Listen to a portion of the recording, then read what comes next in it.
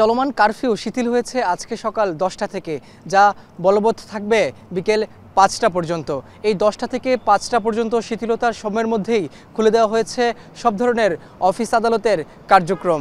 সকাল 11টা থেকে বিকেল 3টা পর্যন্ত অফিস আদালতের কার্যক্রম চলমান থাকবে। আমরা মতিঝিলের বাণিজ্যিক এলাকাতে আছি। এখানে আমরা এসেই দেখতে পাচ্ছি যে 10টার ঠিক আগে আগে এখানে যারা বিভিন্ন অফিসের যেই কর্মকর্তারা রয়েছেন বা চাকরিজীবী রয়েছেন তারা কিন্তু অফিসে আসার উদ্দেশ্যে রওনা হয়েছেন এবং অনেকেই কিন্তু অফিস পাড়ায় আসলে চলে এসেছেন। কারণ এই 11টা থেকে যেহেতু অফিস খুলে যাচ্ছে, যা চলমান থাকবে বিকেল 3টা পর্যন্ত।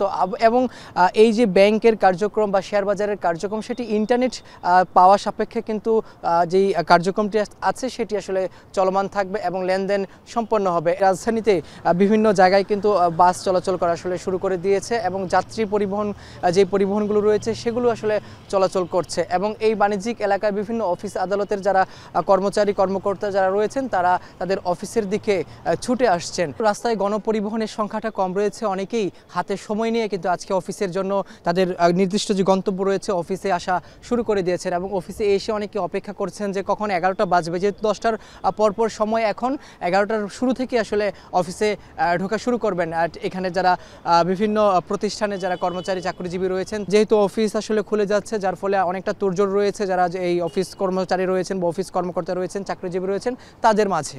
এই ছিল মতিঝিল থেকে আমার কাছে সবশেষ খবর।